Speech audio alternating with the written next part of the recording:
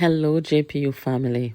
Welcome to another episode of Jamaica Politics Uncovered. Prime Minister Golden, you continue to be your very provocative self. We had contentious deliberations. We argued and we quarreled. We laid down non-negotiable positions that we subsequently found we had to be willing to negotiate. And, you know,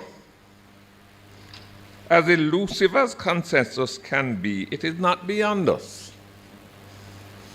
One of the things that helped that committee, that Joint Select Committee of 1995, was the presence on that committee of Edward Seaga and David Corr.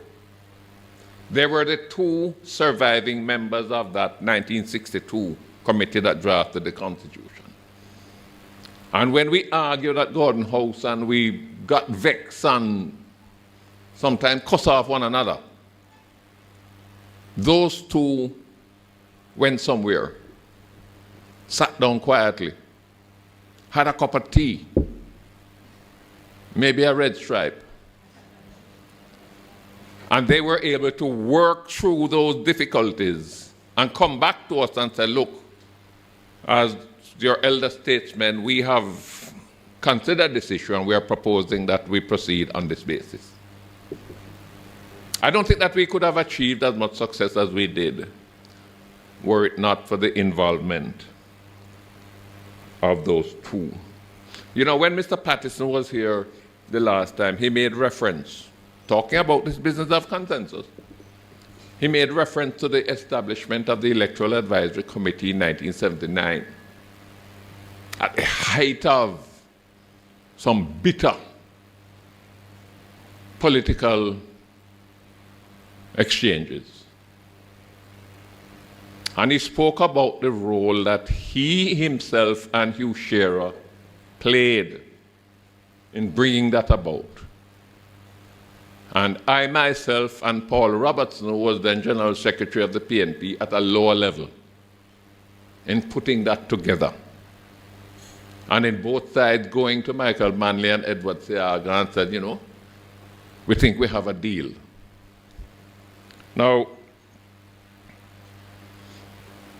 Michael Manley and Edward Seaga were not just bitter rivals, they were arch enemies.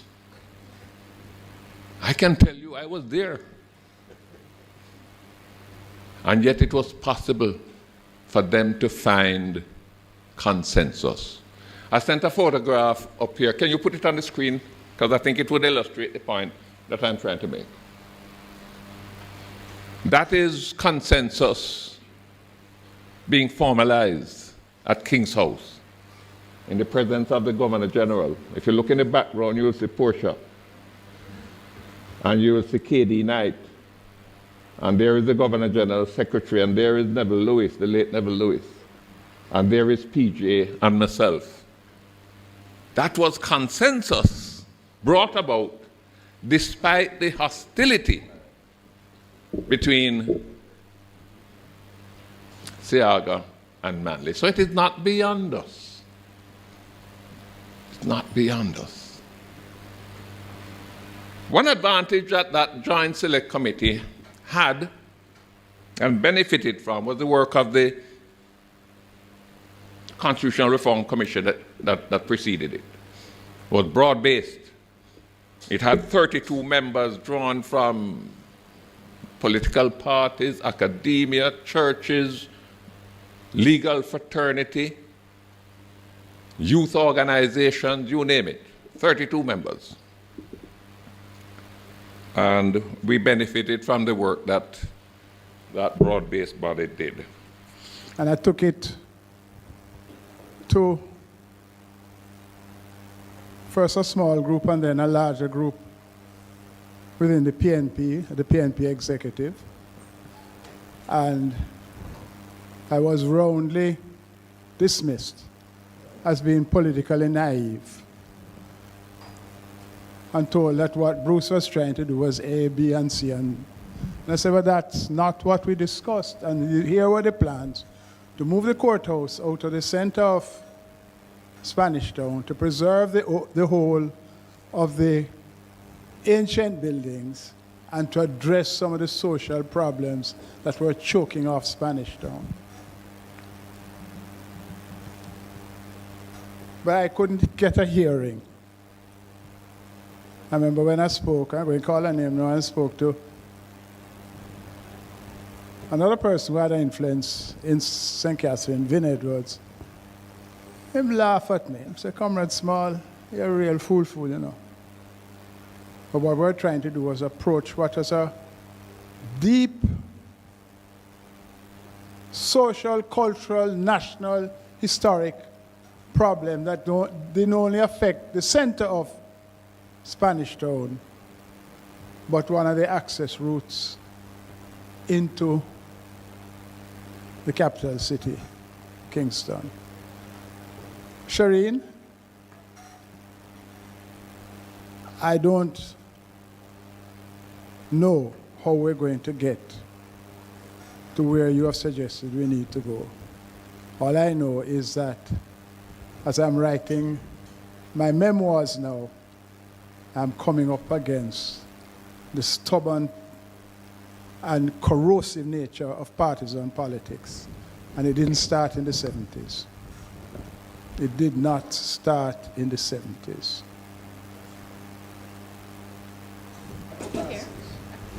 For organizing the series. I found the first one particularly engaging, and this one even more so. Prime Minister Golden, you continue to be your very provocative self. You began by tracing the approach that has been taken, and I found it particularly important. I should like everyone to know that we are embarking on a phased approach because the work to reform the Constitution is a lot and it involves a lot of technicality. And everything cannot be done at the same time. The process of change has to be managed, and it has to be managed well. If change is done at a pace that is greater than the people can absorb, it will throw your society into disruptive disequilibrium. And those who have researched this and have spent a lot of time looking at it have documented cases and have repeatedly stated the case of the importance of managing change because of the absorptive capacity of the society. The government has to be administered, and it's not administered by the man in the street. You may not wish to hear that, but it is a fact. Government is administered by officials who are given functions and powers to exercise.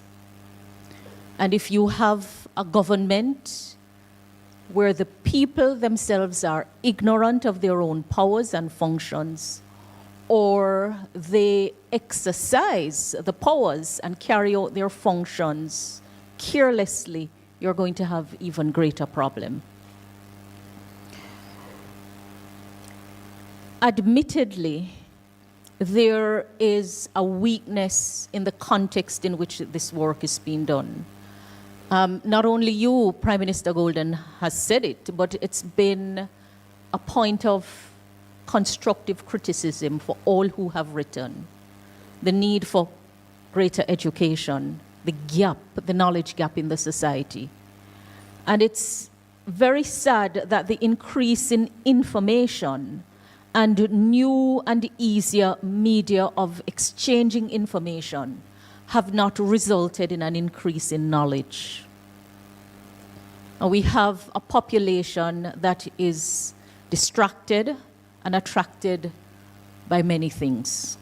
And so the strategy of engaging, part of what Shireen has lamented, part of the difficulty that you have admitted, remains the biggest work for us.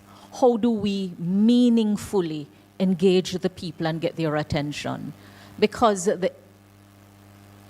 it's not even so much the effort that is being judged, but the outcome and the impact of the effort. So I thank you for clarifying the matter of our own de facto head of state being in a hybrid form that is not ceremonial. I think it's the greatest clarity that I've heard expressing it and explaining it. I myself have attempted to explain to those who continue to ask and describe our arrangement as purely ceremonial, to say it is not so. Prime Minister Pattison raised it, and I think you have improved on the clarity, and it is something that will have to be said repeatedly, again and again and again.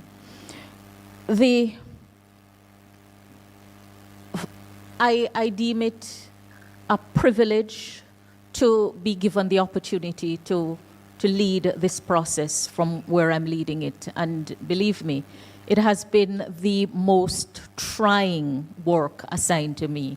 And I've said to Prime Minister Golden, you know, I was in another place where even the harshest critics said that I was doing well, and my own love for the law. And the Prime Minister inveigled me because of the duty, he said, was placed on him when he was elected to lead. I blame him all the time, yes.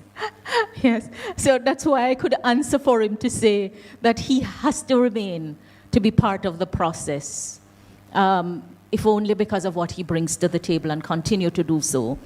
But we decided as a matter of policy to honor the work that went before us. And it's important for all of you who have been part of work, including you, Reverend Thwaites, that your efforts be honored, even when they fall short of accomplishing the goal. So we recognize that so much work had been done by the Constitutional Reform Committee, the Joint Select Committee on Constitutional and Electoral Reform, coupled with the fact that the provisions of the Constitution that we're seeking to change in the first phase, the deeply entrenched provisions, have not changed since the Constitution came into effect. Now, you can argue what you want to argue, but that is an uncontradicted fact. It's the same set of deeply entrenched provisions that we're dealing with today that we inherited when the Constitution came into effect, because we have not had a referendum in independent Jamaica. None of those provisions has been changed, because the process to change them requires the ultimate approval of the people. A lot of recommendations have been made, a lot of talk has been done, but we have fallen short of making those changes. And so it would make no sense to start afresh when you're dealing with the same set of provisions, when the research shows the extent of the work that was done. But wisdom tells you that when you have an implementation deficit, you really need to assess whether the assumptions made then continue to hold today. And that is why the process was deliberately twofold: honoring the work done before, but seeking to refresh, if need be, the recommendations to see if the consensus that was arrived at then remains today.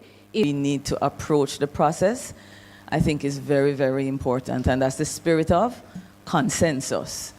Approaching it by working together and determining that we have to be intentional about what we want for the Jamaican people, and that though we have been discussing this for 30 years, it is the time now for us to move beyond it and achieve something for constitutional reform. So I really want to thank you for that, as well as for your comments on accountability. I can bypass my question because I think you addressed it so well. There is a report, I'm not so sure you're familiar with Prime Minister Golding. It's called the POP study. in the 2021 report, they looked at the political culture of democracy in Jamaica and in the Americas. The subtitle is Taking the Pulse of Democracy. I don't know if you're familiar with it. Whose report was that? Vanderbilt University. They do it every 2 years. So I wanted to ask you in the context of the Constitution, because Taking the Pulse of Democracy is looking at that. There were just 3 things that they said about Jamaica that I wanted to solicit your comments on. They indicated that there was a question, do you believe that when a country is facing very difficult times, that it is justifiable for the Prime Minister or the President of the country to govern without the Parliament?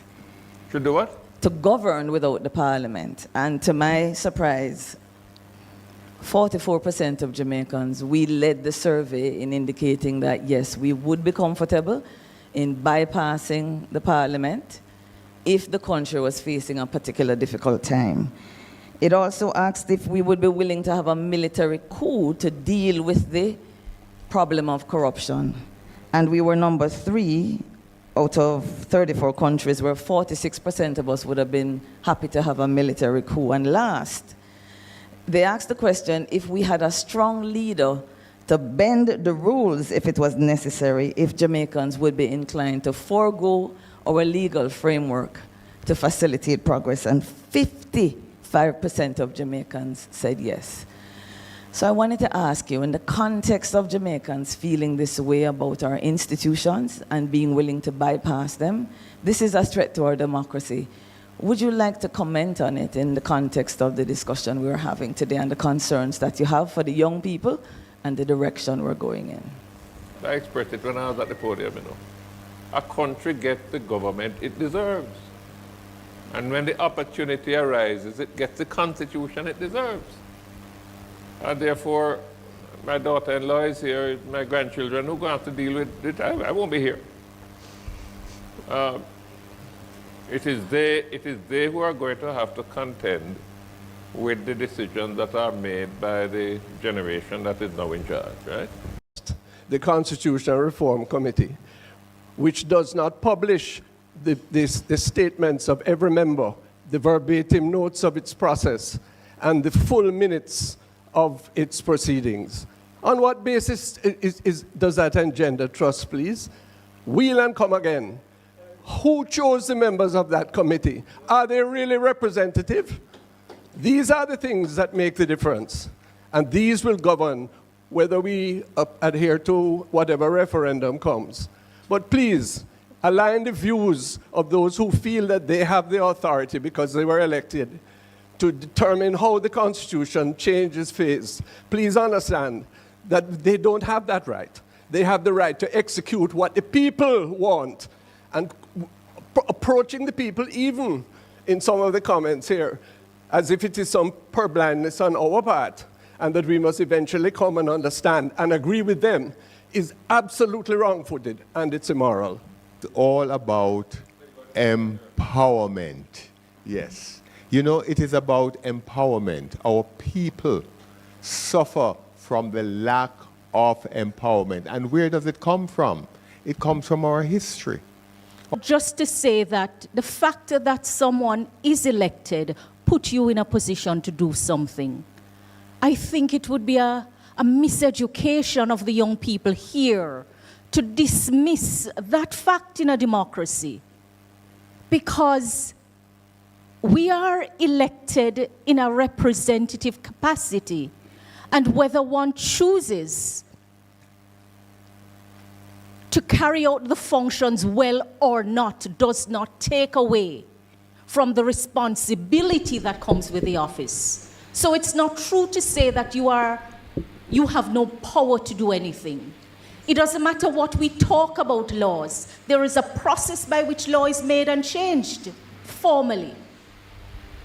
You may criticize it along any other, but we don't make statute law in the public square. If we truly honor constitutional supremacy, we will honor what comes with it. So, however contrary your views may be to the ones expressed, because I heard the song beneath the music, of the scorn you poured on what was said, it's important that we are accurate in what we convey when we have a medium to share, because people are going to read and listen and act on what we say. So, ladies and gentlemen, it doesn't matter how low your trust is in the democracy. The freely, periodically elected legislature is the foundation of the democracy. And a lot comes with that. So we may be dissatisfied with how it is practiced, but not for one moment should we throw the baby out with the bathwater. And we have to be a lot more discerning and accurate when we speak. Thank you, Minister. I'm here for this. No. Guys, this is a very serious time in our history in Jamaica. We heard what P.J. Patterson said when he was last here, and now Bruce Golding is taking a different angle where he's talking about the absence and lack of consensus and unity on matters to bring our country forward. Our politics is not in a good place. That is the essence of what I got from this presentation by Bruce Golding. Make sure that you are subscribed, guys. Keep it locked here to Jamaica Politics Uncovered for more political news, reviews, and updates. Thank you for watching.